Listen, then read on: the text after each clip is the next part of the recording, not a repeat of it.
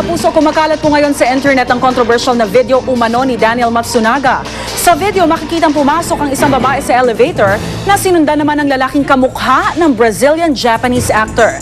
Nang magsara ang elevator, may pinulot ang lalaki sa harap mismo ng babae at pagtayo niya, tila naghalikan sila ng babae. Maliban sa nakalagay na petsa at oras, hindi nakasaad sa video kung saan ito naganap. Ayon sa pahayag ng kampo ni Daniel sa Philippine Entertainment Portal o PEP, alam nila ang tungkol sa kumakalat na video pero hindi pa raw nila nakakausap ang aktor. Makahulugan naman ang status update sa Twitter ng kasintahan niyang si Heart Evangelista tungkol sa video. Sa kanyang tweet, sinabi niyang, "Don't worry guys, if you saw it, something's cooking."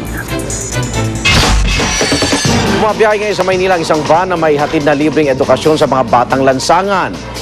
Layunin ng mobile education van na ituwid ang landas ng mga bata malayo sa kinagisnang buhay sa kalye. Ang report na ito, una sa saksi.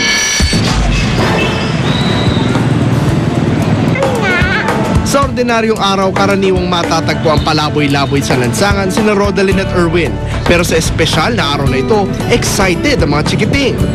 Pagsasabayin kasi nila ang pag-aaral at panonood ng TV dito sa mobile education van. Para sa amin, ito yung pinakamagandang medium para matutunan nila since lahat ng mga bata dito hindi nakakapanood ng TV.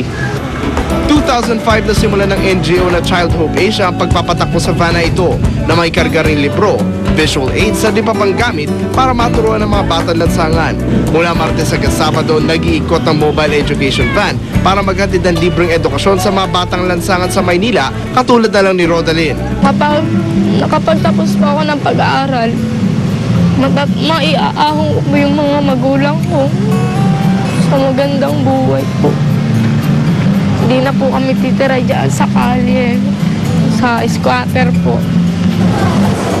Bukod sa edukasyon, layunin din ng mga street educator na bigyang gabay ang mga batang naliligaw ng landas. Si Erwin, 13 taong gulang, dating solvent boy sa kalye. Tinuro sa amin yung mga mangyayari sa amin pagtapos namin sa pag-solvent. Ayun yung mga, kaya hindi na ako nag-solvent. Kasi magkakaroon daw ako ng sakit sa tawag dito, magkakaroon akong TB. Mahalaga kasi dito sa street education program, sa mga street children, yung tiwala. Hindi mo sila maka-counseling kung hindi pa sila kilala at hindi ka nila kilala. Kailangan magkaroon ng trust. At malayo na nga nalakbay ng mga mag-aaral ng mobile education van. Sino gusto mga pag-aaral? Kasi ate, hindi na nagdadaan naman. Galing naman. Si Gilboy na dating pag-alagala lang sa lansangan, ngayon, malapit na matapos ang kurso social work na kinuha niya sa kolehiyo. Pag naging social work na ako balang araw, makakatulong din po ako sa kapwa ko bata na nangangailangan ng tulong. Dahil sa pagkakataon na mag-aral, na nakikita nila na mayroon pang pag-asa.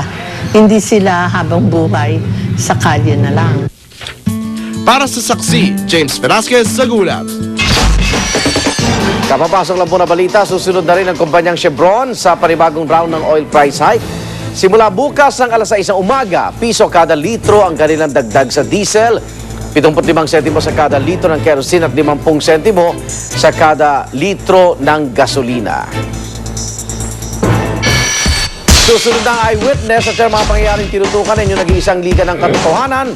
Ako naman, Arnold Clavio. At sa pamamagitan ng YouScoop Twitter at Facebook, pwede kayong maging bahagi ng paghatid namin ng mga balitang walang kinikilingan, walang pinoprotektahan, walang kasinungalingan, walang bahid politika, serbisyong totoo po lamang. Sa ngalan ni Vicky Morales, ako po si Rhea Santos. Hanggang bukas, sama-sama tayo magiging saksi!